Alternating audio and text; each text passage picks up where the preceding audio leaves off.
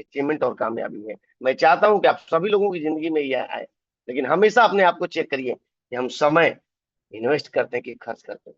अगर आप खर्च करते हैं तो आपकी जिंदगी में बदलाव नहीं आएगा, लेकिन अगर आरसीएम आपके पास है और समय को आप इन्वेस्ट करते हैं तो जिंदगी में, आज मेरी जिंदगी में बदलाव हुआ है, आज ज्ञानेश्वर सर के जिंदगी में बदलाव हुआ है, आज हमारे बीच में महानंद केसरी सर हैं, बहुत सारे इमरान रिसीवर हैं, डॉक्टर बंदे जी हैं, संजय सिंह है, बहुत सारे लोगों ने अपने समय को इन्वेस्ट किया, जिसकी वजह से आज यहाँ पे उनके पास कामयाबी है। तो दोस्तों, हमेशा इस चीज को चेक करना है। और आरसीएम में मैंने कुछ नहीं किया, मैं एक ही चीज कहता हूँ कि आरसीएम में क्या किया सर, आरसीएम में तीन चीजें मैंने किया, तीन चीजें किया। आरसीएम सामान, आरसीएम प्लान और आरसीएम ज्ञान, ये तीनों चीजों को मैंने पकड़ा। आरसीएम सामान, आरसीएम प्लान और आरसीएम ज्ञान। आरसीएम सामान, खरीदारी हमें कब करनी चाहिए? पहली तारीख।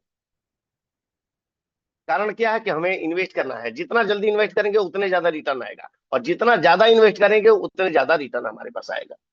और दूसरा सर आरसीएम प्लान, दो दो प्लान से ज्यादा और 5 प्लान तक रेगुलर आपको कम से कम देना चाहिए। अगर आप आरसीएम में कामयाब होना चाहिए, 2 से 5 प्लान रोज देना चाहिए। और तीसरा चीज आरसीएम ज्ञान मॉर्निंग सेशन, इतना शानदार मॉर्निंग सेशन है कि हिंदुस्तान के कोने में बैठे बैठे सभी लोगों को ज्ञान मिल रहा है। आदरणीय डी कुमार सर के माध्यम से, वर्मा सर के माध्यम से, आज ज्ञानेश्वर सर के माध्यम से, आज बहुत सारे हमारे साथी इमरान रिचीवर हैं, डॉक्टर बंदे जी हैं, संजय सिंह हैं, आज बहुत सारे जिनको मैं नाम नहीं ले पा रहा हूँ, बहुत सारे लोग, ये सारे लोगों को ज्ञान को लेके हम इस बिजनेस में कामयाब हो सकते हैं।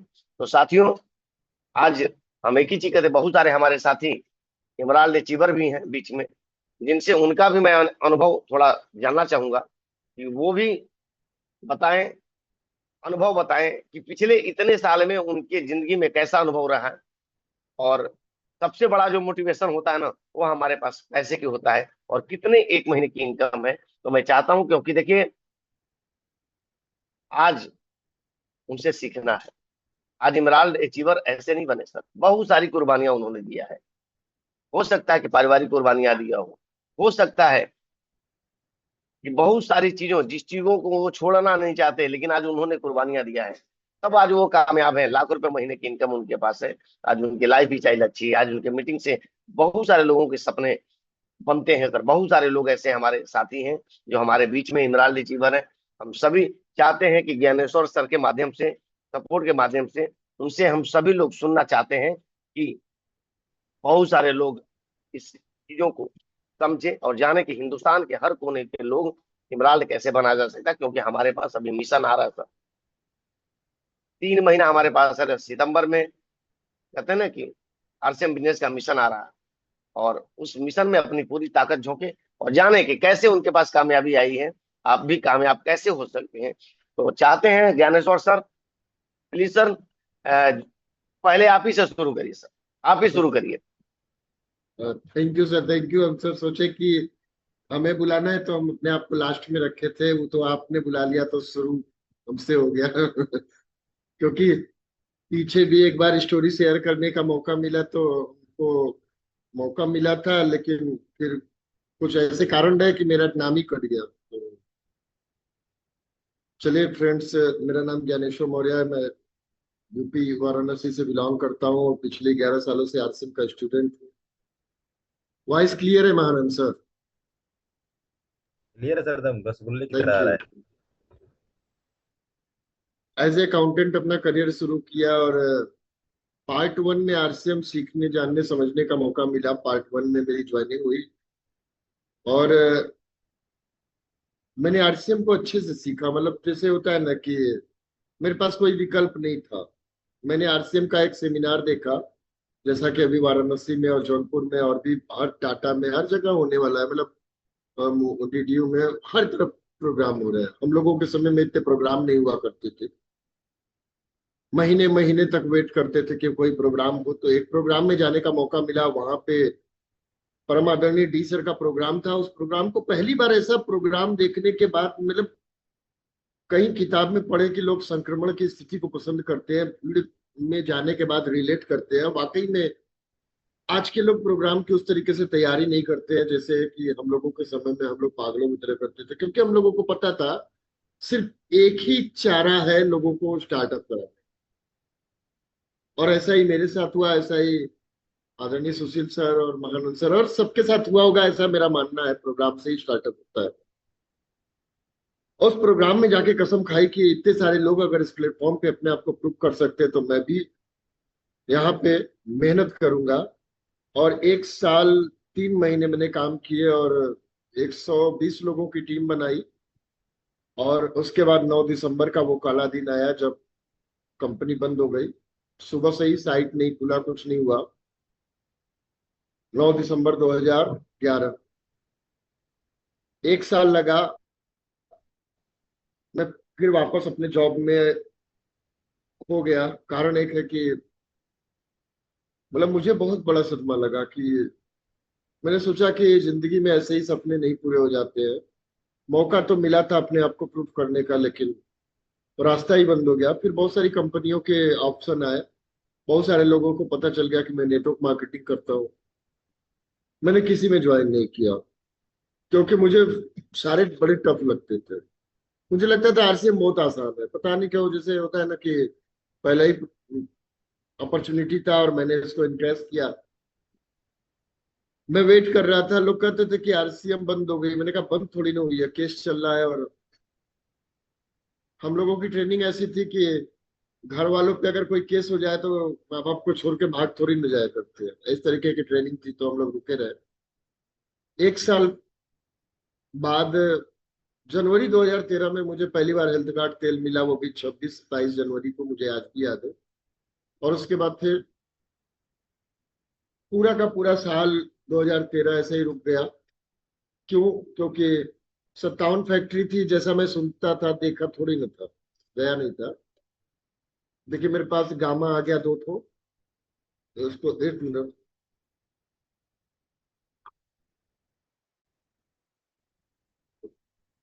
सुबह ही मुझे गामा मिल जाता है। तो 1 साल पूरा फैक्ट्री चालू होने में लगा। स्मूथली मैंने 2014 से काम स्टार्ट किया, कभी मैं रुका नहीं था। और 2014 से जब मैंने शुरुआत करी तो 2025 है, इसलिए मैं बोलता हूँ कि 11 साल से मैं आरसीएम एक्टिवली कर रहा हूँ। 3.5 साल मैंने पार्ट टाइम दिया। 2014 से 2017 मैं रॉयल्टी अचीवर बना। एक कहानी ने मुझे बहुत प्रेरित किया। मेरे पीछे एक किताब है, द पैराबल ऑफ पाइपलाइन। उसमें था कि आप बाल्टी से पानी लाने वाला काम कर रहे हैं कि आप पाइपलाइन बिछा रहे हैं, यानी नेटवर्क बना रहे हैं। तो मैं दिन में बाल्टी से पानी लाने वाला काम करता था, यानी नौकरी करता था। और रात को मैं पाइपलाइन बिछाता था, यानी नेटवर्क बनाता था। और दिन में मैं 9 घंटे 10 घंटे काम करता था। 10 2 10 3 10 2 10 3 करता गया करता गया करता गया करता गया। और 3 साल और 3 महीने बाद मैं रॉयल्टी अचीवर बना। एक दिन भी ना मैंने किसी बीमारी की वजह से जॉब में छुट्टी ली, और एक दिन भी ना मैंने किसी बीमारी की वजह से आरसीएम में छुट्टी ली। ना कोई बर्थडे ने मुझे परेशान किया, ना कोई शादी ने मुझे परेशान किया, ना कोई ओकेजन ने मुझे परेशान किया, ना कोई फेस्टिवल ने मुझे परेशान किया, ना कोई घर वालों ने मुझे परेशान किया। क्योंकि एक चीज है, अगर किसी क्षेत्र में सफल होना है तो फिर बाकी सारे क्षेत्रों को छोड़ना पड़ेगा, ऐसा मैंने सीखा था। और बहुत सारे लीडर को सुना था। लीडर ने बोला था 5 साल निर्णय की ताकत में। अशोक पंडित जी, सतीश पंडित जी, कोठारी सर, बीसी सर, सभी लोग गेम बताते थे। 5 साल, 5 साल सिपाही अपनी ट्रेनिंग करता है, 5 साल जो भी बताई गई बातों को फॉलो करता है। तो मैंने 5 साल का संकल्प लिया कि 5 साल में इधर भी नहीं देखूंगा, उधर भी नहीं देखूंगा, कुछ नहीं करूंगा। आरसीएम से पहले मैं घर की सब्जी लाया करता था, उस काम को मैंने आरसीएम ज्वाइन करने के बाद एकदम छोड़ दिया। पार्ट 2 में बिल्कुल सब कुछ एकदम, मैं कुछ नहीं करूंगा, चाहे सस्ता मिले महंगा मिले। क्योंकि मैं दूर से लाता था तो सस्ता मिलता था, अब उनको पास से लेना पड़ता था बच्चों को तो महंगा मिलता था। कोई फर्क नहीं पड़ता है। कम खाया ज्यादा खाया कम खाया, जो भी किया खाया नहीं खाया, कोई फर्क नहीं पड़ता है। 5 साल का गेम था, वो मेरी स्पीड रही। ज्वाइनिंग मिली नहीं मिली, वो दीपक बजाज साहब बोलते हैं 1 नंबर एपिसोड में कि वाइफ पूछती है आज का दिन कैसा रहा, तो वो बोलते थे जब ज्वाइनिंग नहीं मिलती थी तो बोलते थे करेक्टर बिल्डिंग डे था। तो ऐसे बहुत सारे दिन हम लोगों के जीवन में आए जब कैरेक्टर बिल्डिंग हुआ।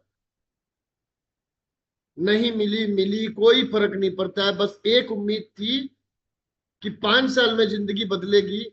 और 3 साल 3 महीने बाद मैं 34,500 रुपए और रॉयल्टी अचीवर बन चुका था। और उसके बाद मैंने फुल टाइम काम करना शुरू किया, और फिर मेरी जिंदगी की कहानी बनी मेरी जुबानी। और जो मैंने स्पीड पकड़ी, तो 2016 में मैं लीडरशिप बना था, जून 2016 में। 17 में मैं मार्च में रॉयल्टी बना। 18 में मैं स्टार प्लेटिनम बना। 19 में मैं टेक्निकल क्वालिफाई किया। 20 में पर्ल बना। 21 में स्टार पर्ल बना। 22 में फाउंडर एमरोल्ड बना।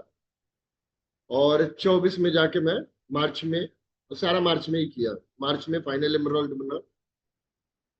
और तब से हर बार मैं लड़ाई लड़ रहा हूँ कि स्टार एमरोल्ड बन जाऊं। और हर बार बड़ा मजा आ रहा है कि छूट जा रहा है। मैं कई बार, मतलब लोग मुस्कुराते हैं जब आदरणीय सुशील सर और उससे लीडर बोलते थे ना कि मेरा 3-3 4-4 लाख से ये लेवल छूट गया, कभी 1 लाख 2 लाख से छूट गया। तो लोगों को, मतलब लोगों को वो फीलिंग नहीं आती है। लेकिन जिसका छूटता है उसको पता चलता है कि क्या फीलिंग होती है। चाहे वो कम से छूटे चाहे ज्यादा से छूटे, जब लड़ता है तो छूटता है तो पता चलता है। लेकिन मिशन मंथ में लड़ने का एक बड़ा फायदा हुआ मुझे हमेशा। मैं जब से आरसीएम में ज्वाइन किया हूं तब से मिशन मंथ में लड़ा हूं। उसका सबसे बड़ा फायदा हुआ कि मेरा पिन अचीव हुआ नहीं हुआ, लेकिन मेरी टीम में पिन अचीवर्स निकल गए। ये सबसे बड़ा फायदा हुआ कि मैं हमेशा प्लस में गया, माइनस में कभी गया ही नहीं। कभी 4 रॉयल्टी हो गए, कभी 10 रॉयल्टी हो गए, कभी 12 रॉयल्टी हो गए, कभी कई लीडरशिप हो गए, कभी सैकड़ों वाइटल निकल गए। मिशन मंथ में लड़ने का कभी नुकसान नहीं हुआ था। और ये चीज मैंने डॉक्टर एसपी वर्मा सर और डी सर से एक बात सीखी, मतलब कभी भी मिशन मंथ में बैक टू पोमेलियन नहीं गया, फील्ड में लड़ी। और उसी का परिणाम है कि आज आप, और ये मेरे साथ नहीं है, ये हमारे सारे जितने भी सीनियर्स हैं। मैं बना दे रहा हूँ दरोगा सर आपको पोस्ट। आई एम सॉरी, मैं जब तक चेक किया था आप नहीं आए थे। Thank you. तो चूंकि देखिए बहुत सारे लोगों को समय देना है, बस एक ही चीज कहेंगे कि हमारे जो अपलाइन है, super active effective growing upline, चाहे वो दरोगा सर हो, सुशील सर हो, डॉक्टर एसपी वर्मा सर हो, डी सर हो, सुजीत सर हो, अगर हम इनसे सीख सके ना, तो इन लोगों ने जिस एडवांस सिचुएशन में आरसीएम को किया है। और मेरा ऐसा मानना है ना कि अनुकूल परिस्थिति हो चाहे प्रतिकूल परिस्थिति हो, करने वाले हर हाल में हर काल में कर जाते हैं। और नहीं करने वालों को कैसी भी परिस्थिति दे दो तो नहीं कर पाते हैं। कारण एक है कि उनका वो, मतलब मैंने किसी के मुंह से सुना था कि आरसीएम भेजा से नहीं चलता है, आरसीएम कलेजा से चलता है। बिल्कुल सही सुना था। क्योंकि कलेजा इतना बड़ा करना पड़ेगा कि यार मुझे तो साबित करना है, और दुनिया की नजर में बाद में साबित करेंगे, पहले अपने आप की नजर में साबित करेंगे कि मुझे करना है। अपने आप की नजर में साबित करेंगे कि यस, मैं भी कुछ हूं। I am not nobody, I am somebody. So बहुत बहुत धन्यवाद रिस्पेक्टेड सुशील सर, आपने मुझे मौका दिया। और मैं चाहूंगा आप ही एमरोल्ड अचीवर को बुलाए तो बहुत बढ़िया रहेगा, एक एक करके। सुशील सर नहीं दिख रहे।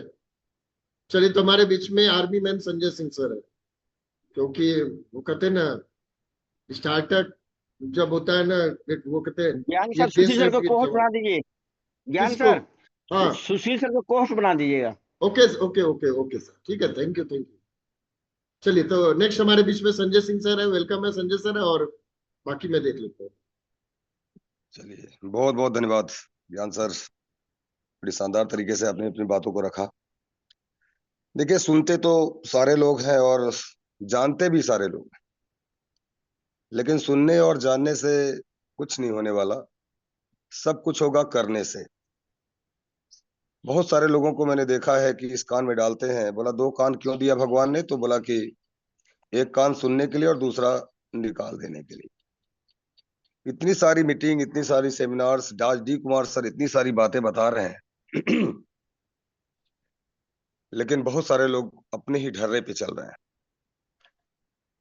चलिए बातें करते हैं, लेकिन उससे पहले अपना परिचय दे दे। मेरा नाम संजय सिंह है, मैं आपके इसी बनारस से बिलोंग करता हूँ।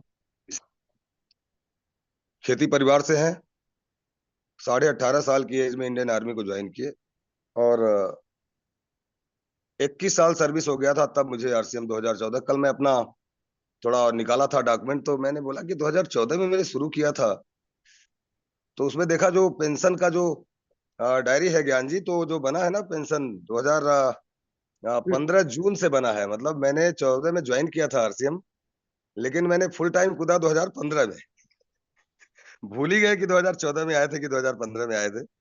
कल मैं देखा तो मुझे पता लगा कि 2015 जून में मैं वापस आया था, पेंशन अमाउंट बना था। सर मैंने उस तो समय आपको जो जमीनी पेंशन की लड़ाई अमाउंट, लड़ते हुए देखा है सर। मैंने आपको जमीनी 5,000 का बिजनेस जब आपका था ना, मैं तब आपको देखा हूँ सर। मतलब वो आर्मी वाली जो लड़ाई थी ना, वो यहाँ लड़े हैं आपसे। Hats off. 2000 तो उस समय लगभग पेंशन अमाउंट बना था 20,000 के करीब बना था, क्योंकि मैंने प्री मैच्योर कर दिया था। थोड़ा मैं बताऊंगा अपनी परिस्थिति के बारे में, क्या स्थिति थी। और आदरणीय डी कुमार सर थे, और डी कुमार सर ने बोला 2025 जून में, इसी जून में सभी हमारे साथी रिटायर हो जाएंगे, हो गए हैं सभी लोग। और जब 2025 में रिटायर हुए हैं तो उनकी जो सैलरी बनी है, जो लास्ट पेमेंट उनका बना था पेड आउट, 1,75,000 से 80,000 के बीच में, किसी का 2 लाख, मतलब इस तरीके से बना है, इसी के बीच अमाउंट में है सभी लोग। अब उस समय 70,000 की सैलरी थी। सर का फोन आया कि वीआरएस मिल जाएगा क्या? मैं बोला मिल जाएगा। और मैंने कुछ नहीं किया, मैंने सीधा सीधा जा करके वॉलंटियर रिटायरमेंट का फॉर्म मैंने अप्लाई किया।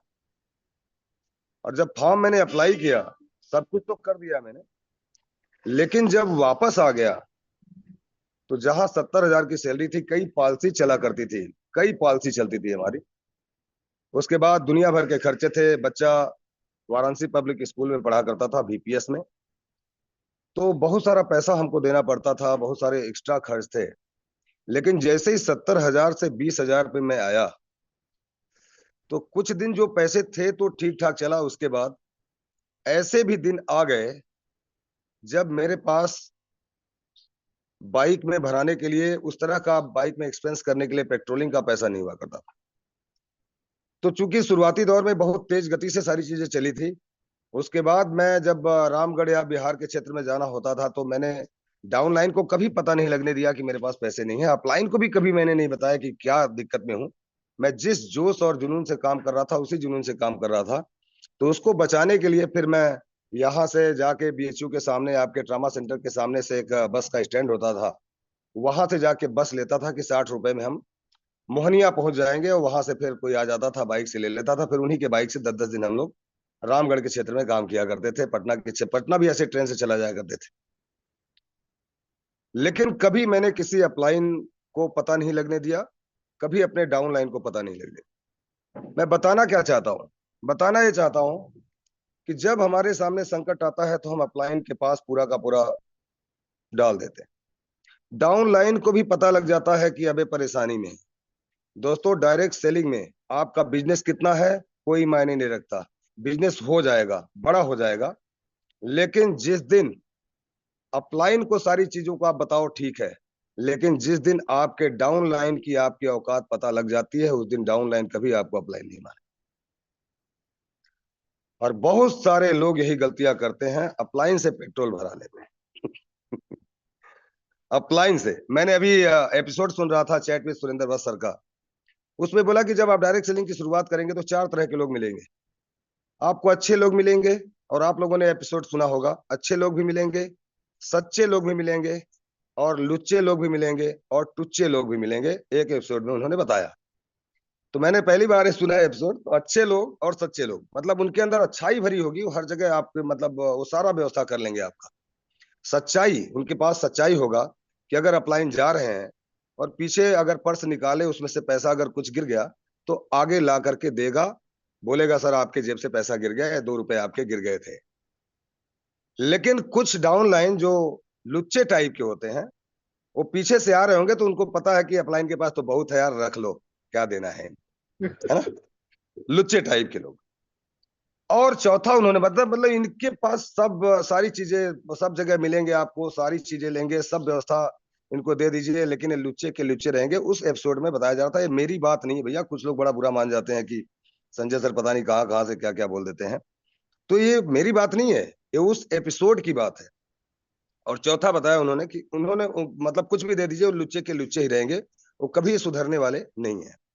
चौथा उन्होंने बताया कि टुच्चे टाइप के लोग आएंगे, कि जब आप समोसा खा रहे होंगे, वो भी समोसा खा रहे होंगे, नाश्ता ले रहे होंगे, तो इसके दिमाग में यही चल रहा होगा, या जब आप टिकट काउंटर पे होंगे मीटिंग के दौरान, टिकट हॉल में घुसने से पहले, तो इसके दिमाग में यही चल रहा है कि अपलाइन ही टिकट ले लेता तो मजा आ जाता, मेरा भी टिकट दे देता, उसका भी पैसा दे देता। समोसा खा रहा होता तो उसको भी पता रहता कि समोसा का पैसा यही दे देते तो मजा आ जाता।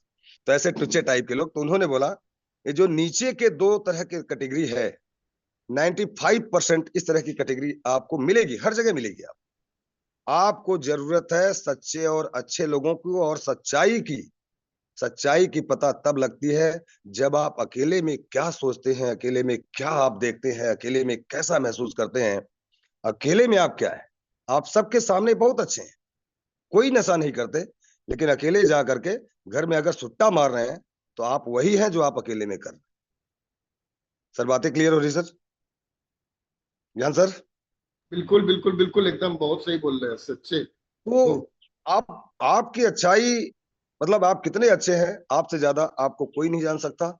आप क्या हैं, आपसे ज्यादा कोई नहीं जान सकता। और आप वही हैं जो आप अकेले में हैं। अकेले में जैसा सोचते हैं, जैसा समझते हैं, जैसा विचार करते हैं, कुछ लोग अकेले में बैठ के विचार करते हैं, पता नहीं होगा कि नहीं होगा।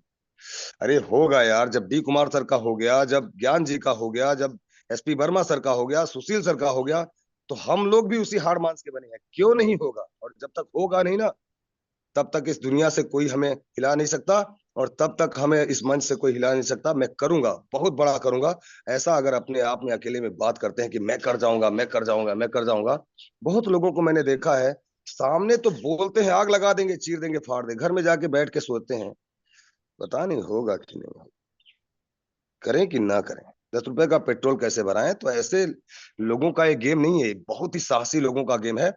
कभी चलेगा, कभी रुकेगा, कभी ऊपर जाएगा, कभी नीचे आएगा। डोंट वरी, चलते रहिए, चलते रहिए, चलते रहिए। सबसे बड़ा कारण इस बिजनेस को खड़ा करने का, तो मैंने बस डी कुमार सर को फॉलो किया। डी कुमार सर ने बोला ऐसे करो, वैसे किया। सर ने बोला मीटिंग में जाओ, वहां चले गए। सर ने बोला कलकत्ता लेके आओ टीम को, कलकत्ता चले गए। सर ने बोला दिल्ली लेके चलो, दिल्ली लेके चले गए। जो जो बोले करते चले गए। अपलाइन की बातों को फॉलो करना, लेकिन इस बिजनेस को बड़ा करने के लिए आपके पास सबसे बड़ी दो रीढ़ की हड्डियां हैं, दो चीजें हैं जिसको आपको करे बिना आप काम आगे बढ़ा नहीं सकते। सर 2 मिनट ले सकते हैं ना ज्ञान सर? हाँ हाँ बिल्कुल, लीजिए सर। पहला काम है, यहाँ पे एक रॉ मटेरियल होता है और एक फाइनल प्रोडक्ट होता है। जब रॉ मटेरियल से, जब फैक्ट्री से फाइनल प्रोडक्ट निकलता है, सुरेंद्र वत्स सर अपनी किताब में लिखते हैं कि रॉ मटेरियल आपके लिस्ट है। लिस्ट अगर आपके पास नहीं है, और लिस्ट अगर रोज के रोज अगर कुछ ऐड नहीं हो रहे हैं, तो आप इस बिजनेस में आपकी काम की गति थम जाएगी, रुक जाएगी। लिस्ट इस बिजनेस का रॉ मटेरियल है। अब रॉ मटेरियल लिस्ट है, तो फाइनल प्रोडक्ट क्या है? फाइनल प्रोडक्ट उसी लिस्ट में से आपके निकलेंगे अचीवर्स। और अचीवर्स कैसे निकलेंगे? अचीवर्स निकलेंगे बड़े फंक्शंस में जाने से, ट्रेनिंग में अटेंड करने से, मीटिंग अटेंड करने से, सेमिनार अटेंड करने से।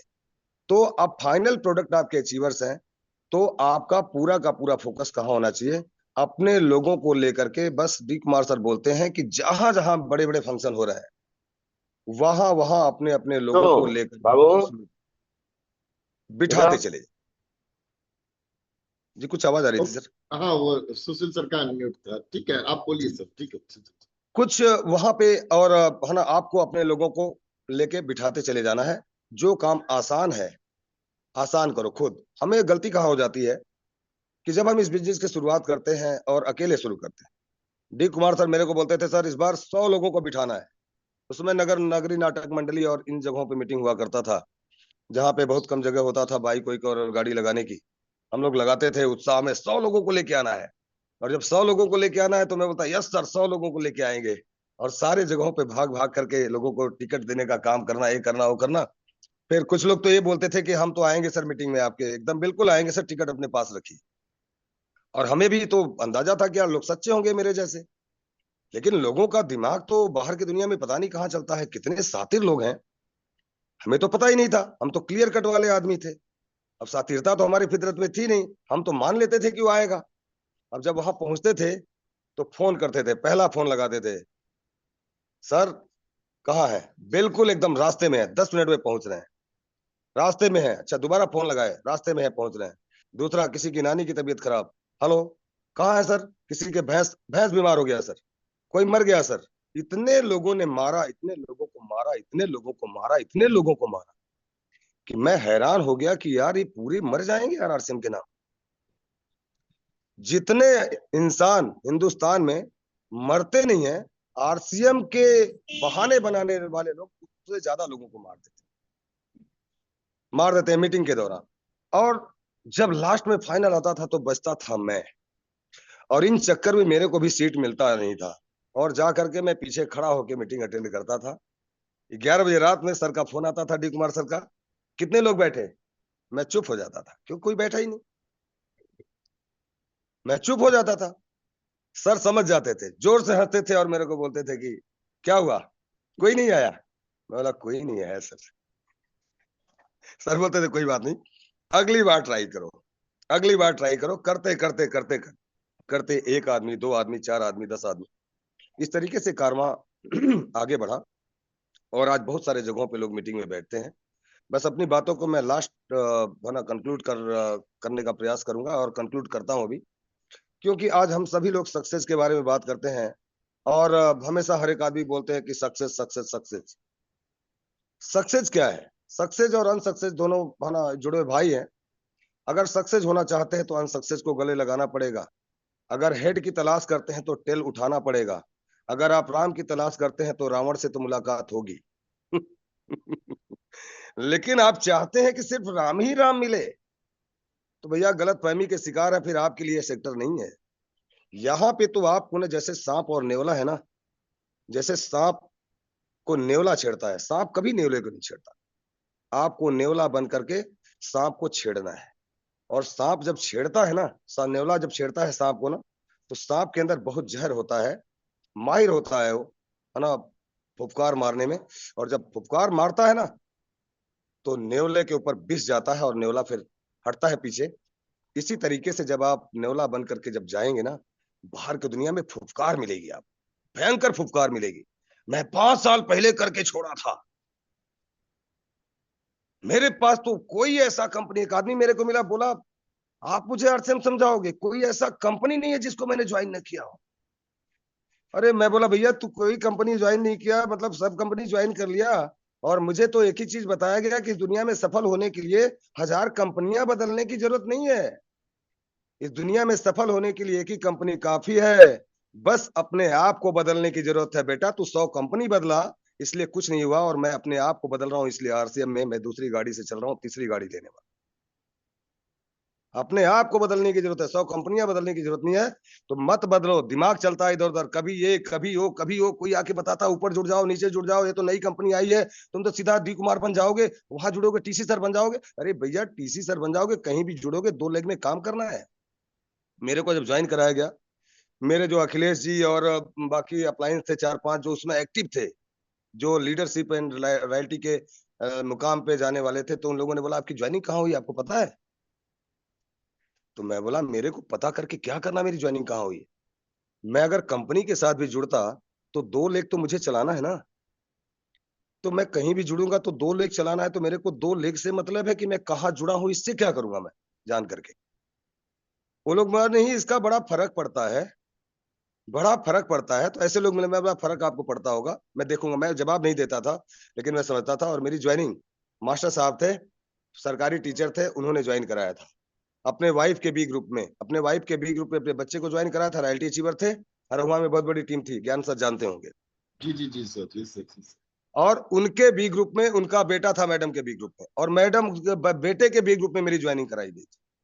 आज सोचिए पूरा मेरा बिजनेस उनका है, लेकिन आज सारा का सारा सारी चीजें। तो क्या करना है जान करके, आपको जहां पे हैं जुड़ गए हैं, सीधा 2 ग्रुप के मालिक बनिए सर, 2 ग्रुप अपने हाथ में लीजिए, दोनों ग्रुप के ऊपर काम करिए।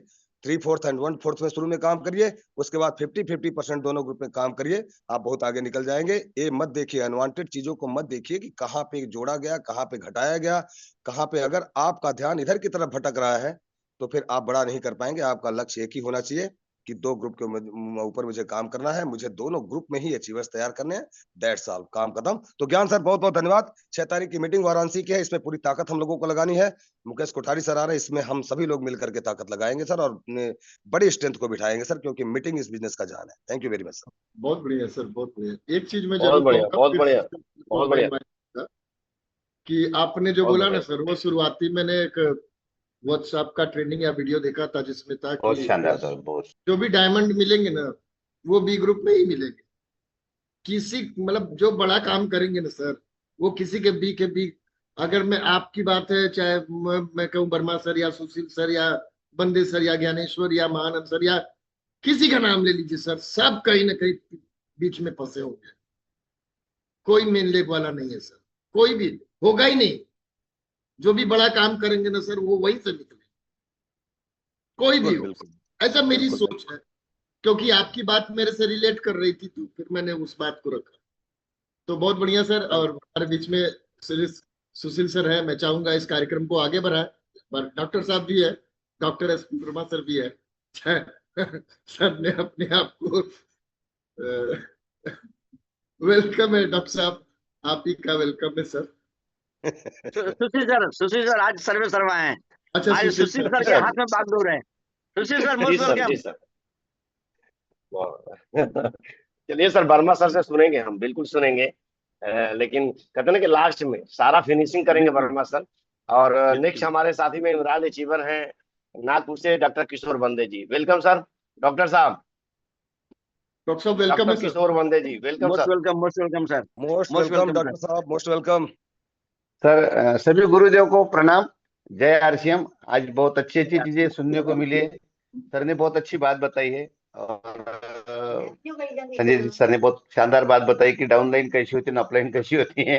मैं देख के उनकी बात को, वो इतना शानदार चीज जो सर ने बताया आज, और सही में बहुत जगह पे हम देखते हैं उन चीजों को, और समझ में भी आता है ना, बहुत सारी चीजें होती है।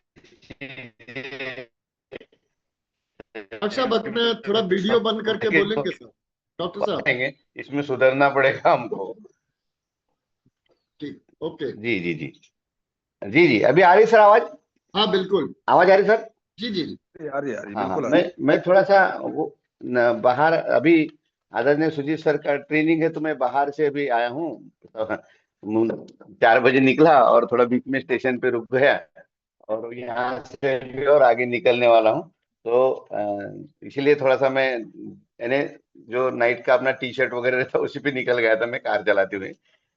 सर, सभी गुरुजनों को प्रणाम। आदरणीय एसपी वर्मा सर को भी प्रणाम, आदरणीय सुशील सर को, और हमारे बीच में संजय सर, सभी ज्ञानेश्वर सर, सभी गुरुजन हमारे बीच में हैं।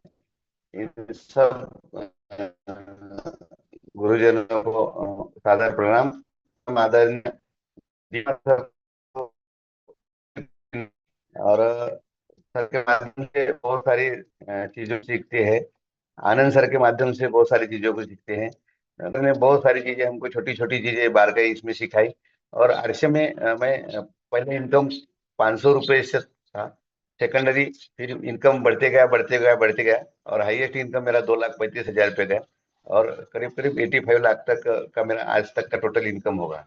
तो प्लस होगा, माइनस नहीं होगा। तो ये मैं ये कह रहा हूँ सर, सभी गुरुजनों के संपर्क में आने से हर व्यक्ति से कुछ न कुछ सीखने को मिलता है, और वो सीखते सीखते आदमी यहाँ तक पहुंच जाता है, और आसानी से पहुंचता है।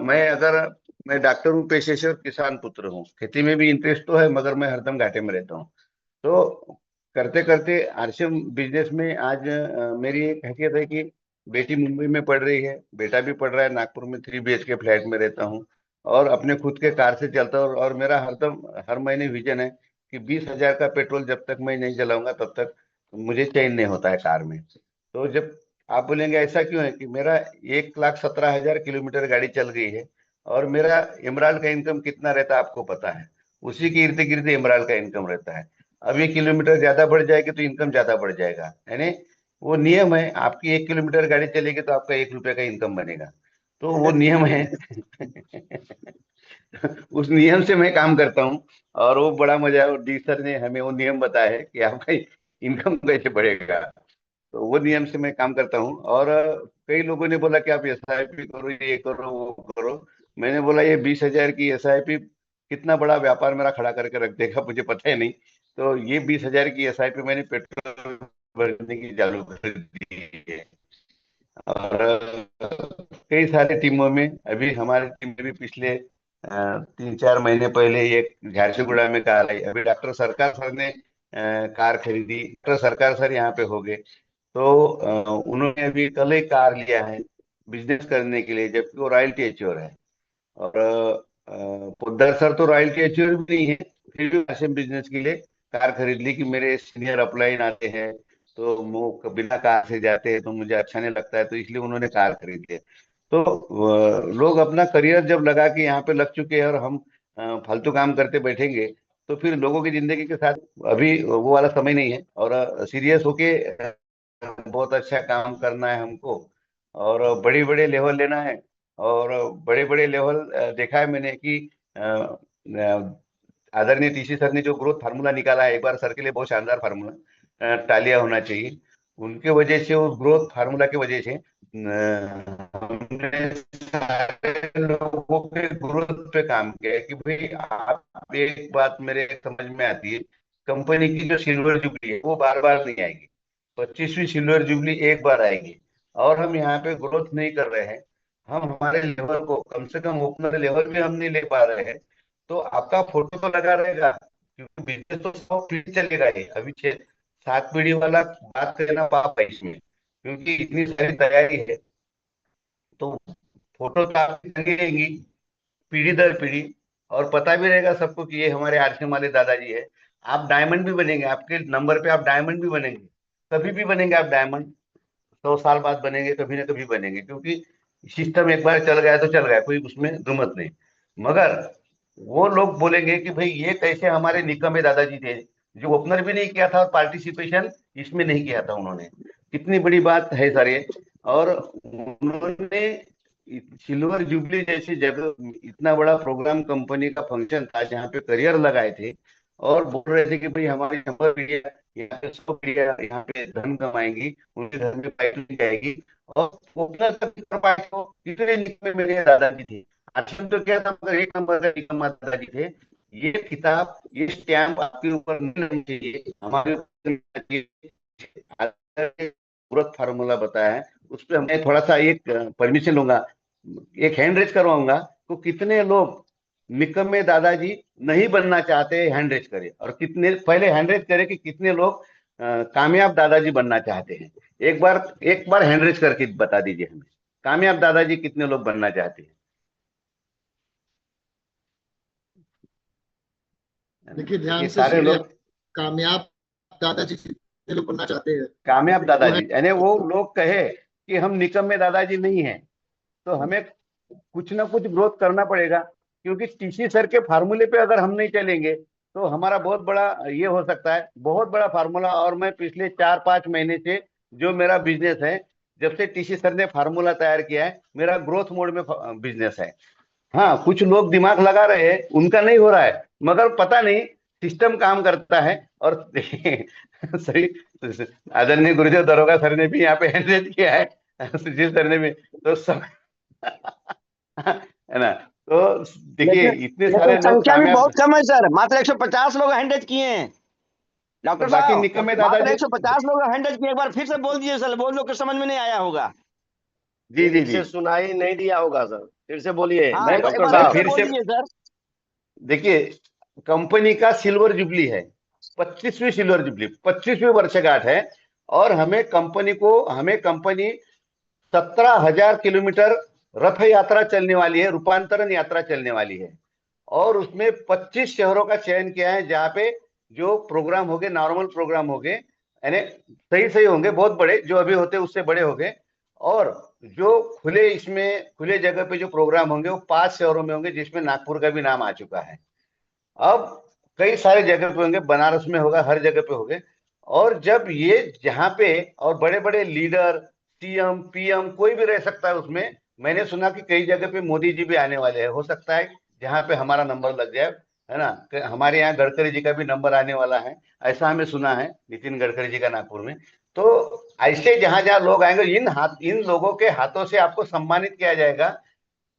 और सम्मानित इसलिए किया जाएगा कि आपने लेवल को बढ़ाया है। जैसा ओपनर लेवल, आप जो भी होगा, स्टार्टर होंगे, बिगनर होंगे, आपने ओपनर को बढ़ाया है। ओपनर होंगे तो ईगल को किया है, ईगल होंगे तो रनर को किया है, और आपने रॉयल्टी होंगे तो रॉयल्टी में ग्रोथ किया है, और टेक्निकल होंगे तो टेक्निकल पिनो में हमने ग्रोथ किया है। तो जो भी साथी ग्रोथ करेंगे उनको सम्मानित किया जाएगा। इतने बड़े मंच पे सम्मानित होने का हमको मौका है। और यह है सिल्वर जुबली। और हमारा फोटो लगेगा कहाँ? जब हम ये 100 पीढ़ी तक ये बिजनेस चलने वाला है, 100 पीढ़ी, 100 साल नहीं बोला मैंने। और हमारी फोटो लगेगी कहाँ? भाई दादाजी की फोटो कहाँ लगती है? ऊपर में लगती है। तो लोगों ने हमें ये दादाजी नहीं कहना चाहिए कि हमारे दादाजी ने आरचम तो दिया, डायमंड की इनकम तो आई, मगर इन्होंने सिल्वर जुबली में पार्टिसिपेशन नहीं किया था, अरे भाग नहीं लिया था। भाग लेने के क्राइटेरिया था ग्रोथ, और उनसे छोटी सी ग्रोथ नहीं हो पाई, छोटा सा ओपनर तक वो बन नहीं पाए। तो ऐसे निकम्मे दादाजी हमारे थे, और 100 साल तक वो बोलेंगे कि हमारे निकम्मे दादाजी थे, निकम्मे 100 पीढ़ी आपको कोसते रहेगी। सोचिए आप नरक से जाके स्वर्ग में कैसे जाएंगे? आप वहीं वहीं रहेंगे, वहीं वहीं रहेंगे, आपको मुक्ति नहीं मिलेगी। आप धरती पे भी जाएंगे, स्वर्ग पे भी नहीं जाएंगे। तो क्योंकि आपको कोसने वाले सारे लोग रहेंगे, पीढ़ी दर पीढ़ी आपको कोसते रहेंगे। तो ये महीना जो हमारा है, और अगला महीना है, हमें ग्रोथ करना है। और 2 महीने कंपनी ने हमें दिए। अगर हम ग्रोथ नहीं कर पाएंगे तो हम इस दुनिया के, इस धरती के सबसे निकम्मे दादाजी बन के हमारे को खिताब मिलेगा। और सारी पीढ़ी, हमारे आने वाले नाती पंती जनती हमें निकम्मे दादाजी का खिताब देके प्रमाणित कर देंगे। तो क्या ऐसी निकम्मे दादाजी बनना चाहते हैं हम, कि कामयाब दादाजी बनना चाहते हैं? और जो कामयाब दादाजी बनना चाहते हैं, जिनको लगता है कि हमें निकम्मे दादाजी का खिताब न मिले, तो ऐसे कामयाब दादाजी कितने लोग बनना चाहते हैं, कितने साथी बनना चाहते हैं, वो हैंड रेस करिए एक बार। 225 लोग हुए हैं सर, 226 लोग हुए हैं। बाकी बहुत सारे सीनियर साथी भी 100 नहीं किए हैं। अभी देख रहे पर्ल में बहुत लोग 100 नहीं किए हैं। संख्या बढ़ने लगी सर, संख्या बढ़ने लगी। हाँ, दोबारा वो बोले हैं डॉक्टर राव ना, शुद्ध जी हिंदी में बोले हैं तो लोग की संख्या बढ़ गई है। 283, 288, जी जी जी। हाँ यानी 300 हो देखिए, गया, बढ़ रहा सर, 303 बढ़ हो रहा। गया सर। बढ़ रहा है, हाँ, बढ़ संख्या रहा बढ़ है। रहा सर, परसेंटेज हाँ ग्रोथ है। बहुत शानदार, बहुत शानदार। वर्मा सर का फॉलोअप जबरदस्त है, इसीलिए संख्या बढ़ती जा रही है। जी। बहुत शानदार। 320 नहीं, लोग वही हो है गए भाई, हैं। पूरे, यानी ऐसा नहीं होना चाहिए कि दादाजी की पहचान ही गायब हो जाए। जो आरसीएम ने करे तो उनकी तो पहचान ही गायब होने वाली है ना। मगर आपकी पहचान रहेगी। मगर वहां खिताब अपने को ये नहीं लगना चाहिए ना सर कि भाई निकाह में